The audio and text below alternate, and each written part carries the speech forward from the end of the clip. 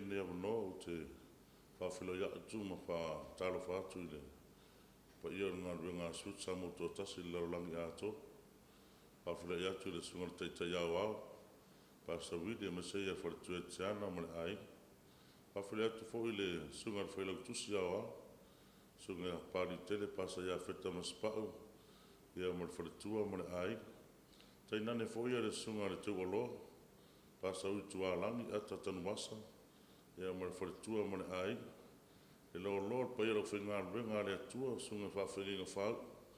Lo tala whauto ma whawhare le maru ia whio anga. Ono le whiau ma le tala le leia Jesu Christo. O te whapeatu, o te whatalofa, ma o wholo whatu talofa lawa. Tainane le mai mo mai. Ale kare siao au le lalulangi ato. Veni au no te o wholofa whatalofa atu. Mai lawa I maunga te tele, se yo lawa I maunga iti. A vea Yesu afa man malolo tātou li. O Yesu Kiriso o te whapea tuai. Talofa lawa. La mataina ne sauninga I le vi inga o saunia I lau whipes.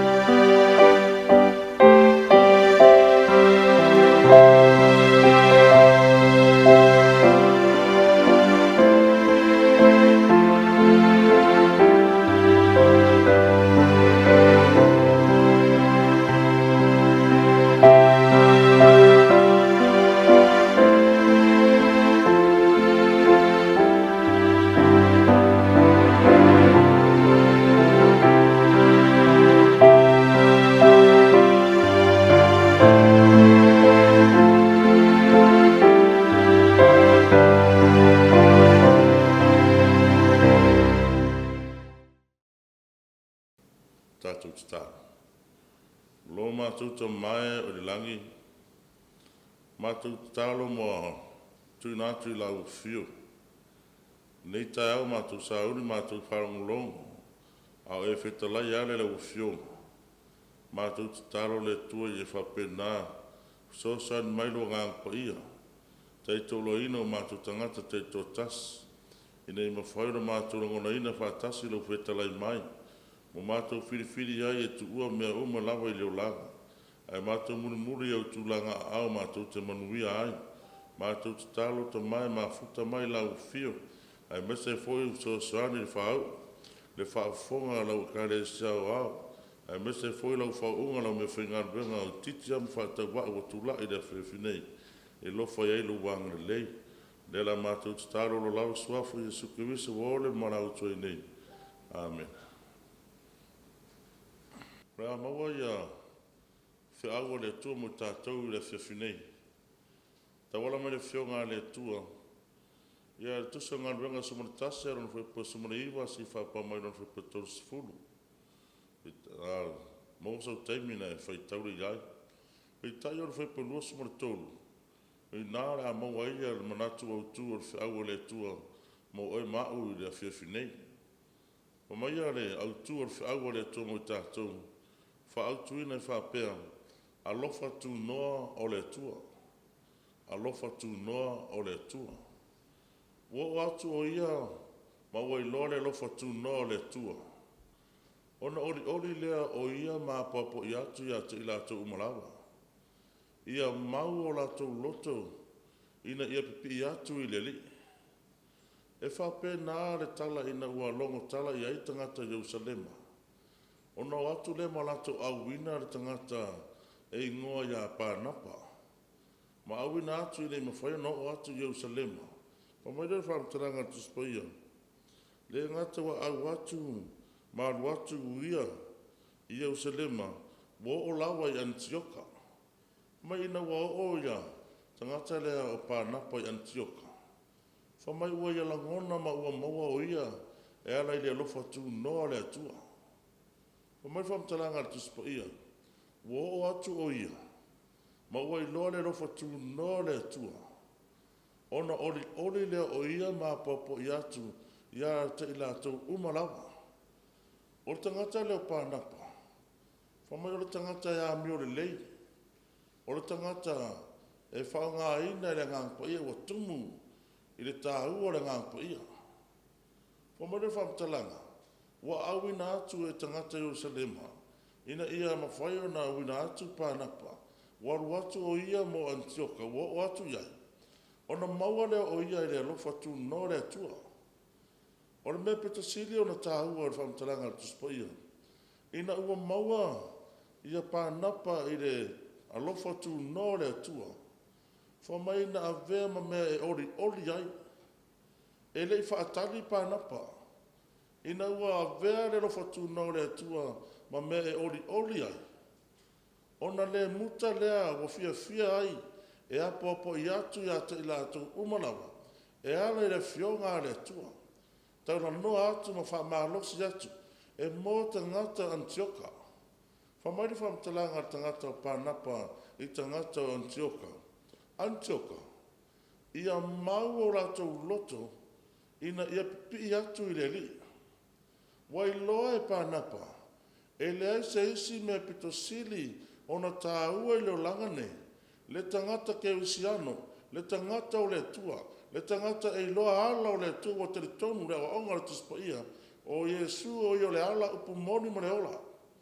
O mai whamtalanga pānapa, ai se isi mea e tu mau o tangata ke usiano i le li, o le mau o lono loto i le tua. O mai tala tangata o pānapa, i tangata Antioka. Le ngata ua, fia o ia e whaia ngā ruenga o le apo ai. Tara no atu, whautu atu, ma whamalosi atu i tangata o le kalesia i Antioka. Whamaili whamtalanga tangata o pānapa e whapea. E te tau mō oe tangata Antioka. E te tau ora mau o lātou loto. Ina ia pipi atu i le li. E sere tāu o le mōre tangata e. Maulo no noto ia yo. Ais, po fea ma fea e te ia. O sa sae matai, o fea lawa e te aha i ai le soifuanga ne. Ai a vea oe, o a whaafi tāuli, e lo fia ai le soifuanga au auna mo leo langa tautua i le tua. O a whaafia tā mai, ai a whai e mauro loto i a Iova, o te whai atu, e le aise me wharufe sasi ai, e le aise me te vai ai, e le aise me te solo muli ai, pe a whai e mauro loto i a Iova. Wha mai upu tā ua tangata o pānapa i a Antioka.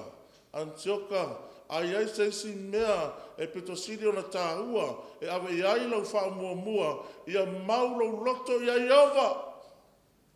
Mai a pipi i lau loto i le ri. O mai a, whamtalanga ara whionga le tua i le fiafine. E tolu vaenga tā ua o le mea tā ua o le lofa tū noa o le tua.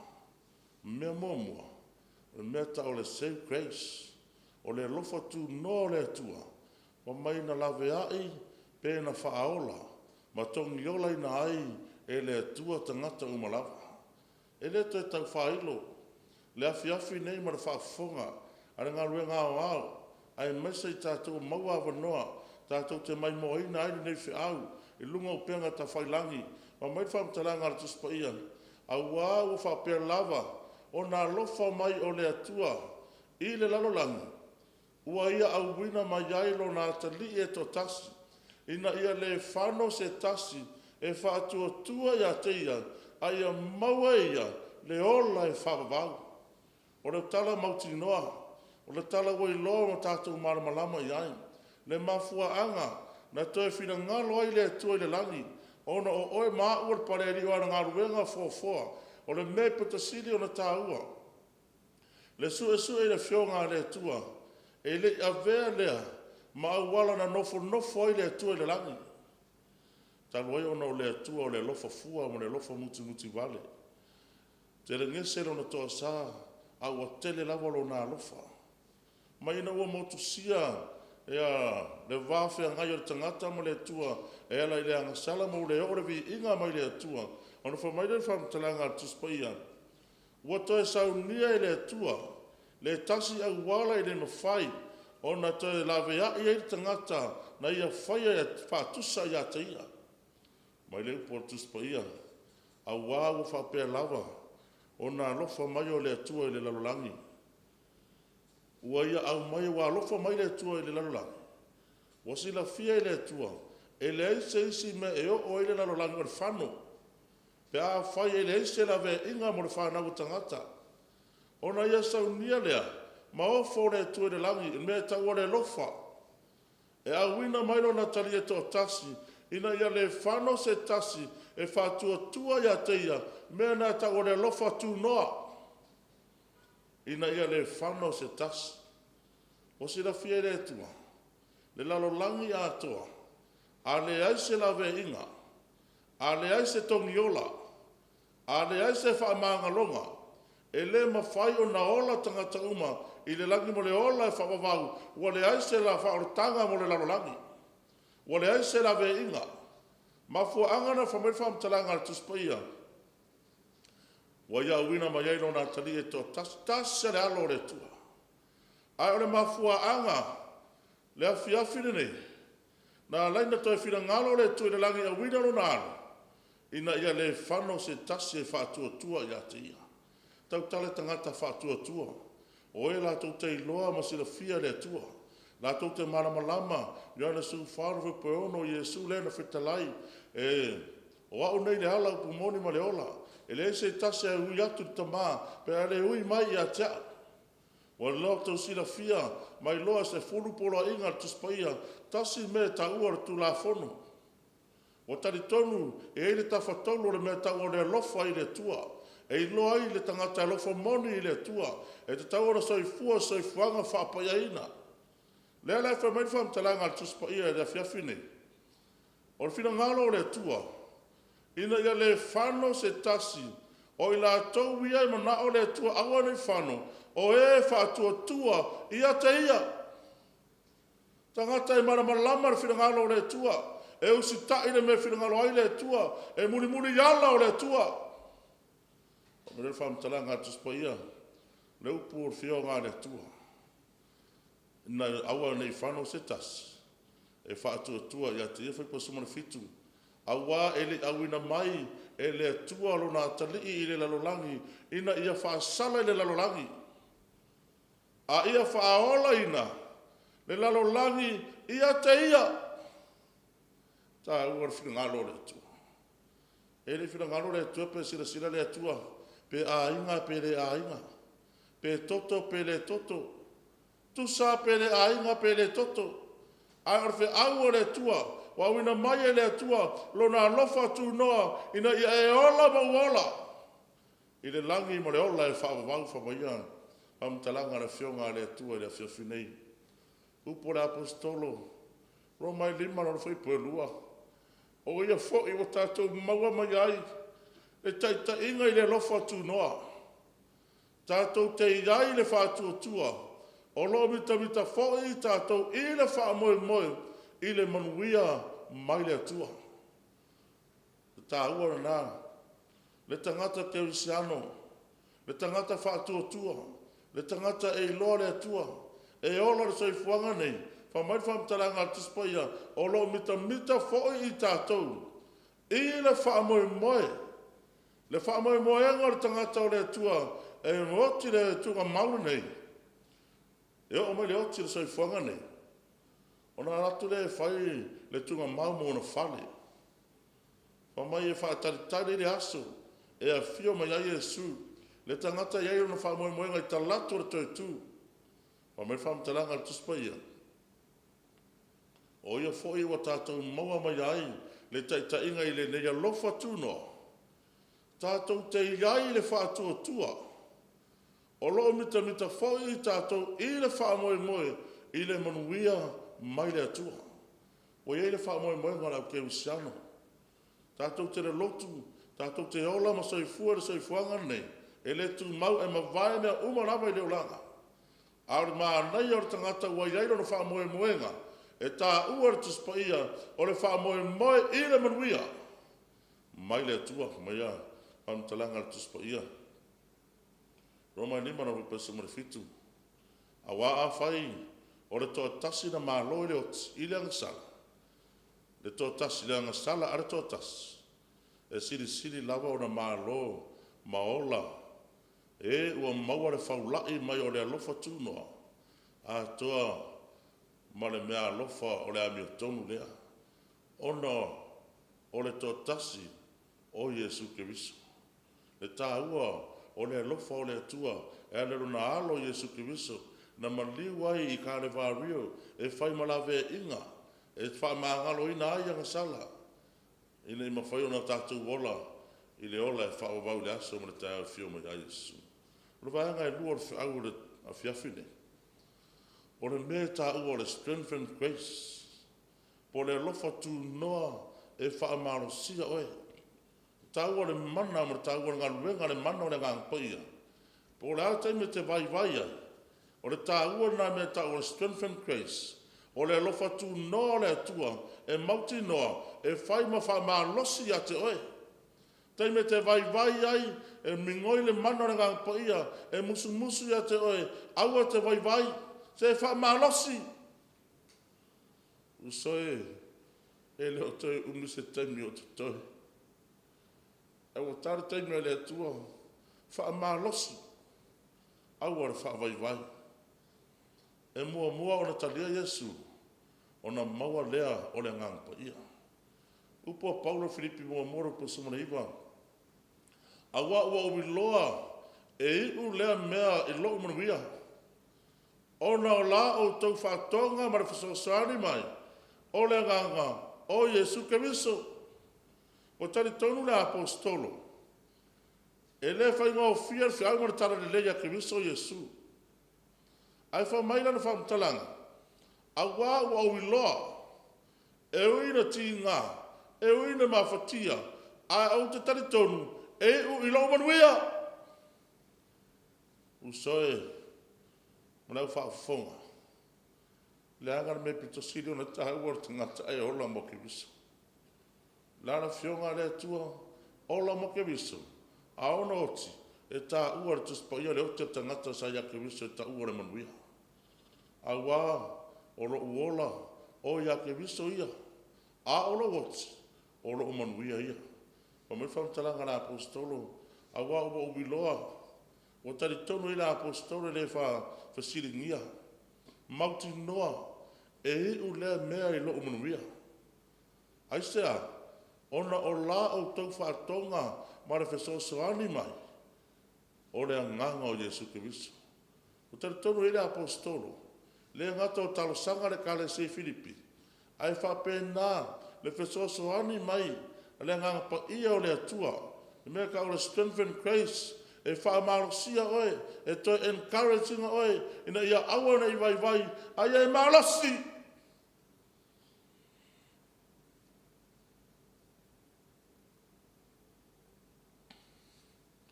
O me whamtaranga na whiongara tu. Filipi mua mua na whepu, e lua mo le tolu. Mua mua mo le lua. O le nei, a whai, ai ai se whamawhanwhana ia ki miso. A whai, ai ai se whamatana loto i le lofa. A whai, ai ai se mafuta fatasi mo le nganga. A whai, ai ai se lofa muti vale. Ma se loto lofa. Whamai Paulo whai poelua. I nā wha atotoa mai ia o taulo ori ori. Ina ia ngā tasi o tau manatu. Ia ia te o tau lea lofa fatas. Ma le loto ngā tasi. Ma le mānatu natu i le me tasi. Nā inga o le tua. Le tā o te ngata ke usiano. E wha ato toa i le tua ro na marosi. Strength and grace. O le lofa tu no le tua. E wha marosi ai oe. O mai whamtala ngā Paulo. O lene. A whai ai e se wha mawhanawhana ia ki wiso. Le ainga o le tua. A o mai whawhita auri. A o mai poponga. E mana o mia se wha mawhanawhana. A whai ai e se wha matala loto i le lofa. A whai ai e se mawhuta whatasi wale ngā. A whai ai e se lofa muti vale. Ma se loto lofa, i nā wha ato toa ma ia o taula wani oli.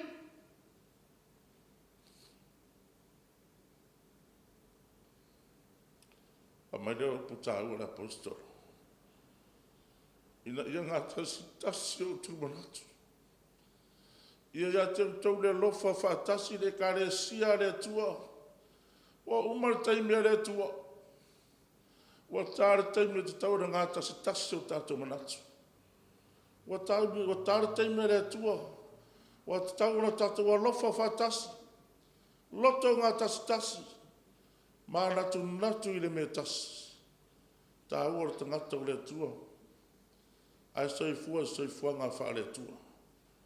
Wa mea, vāenga tolo fi aua le tua le whiawhine. E ta ua o le Keith Grace. O mea lofa o le lofa tū noa. Mai Paulo, momoko ni te fitu no whaipe fitu, a olo loto ia whapei o au nei tangata uma.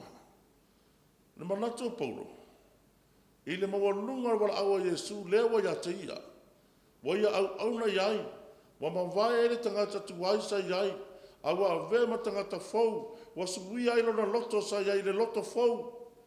O mai whamtalanga la apostolo a olo loto. Ia whaapei o au nei tangata uma.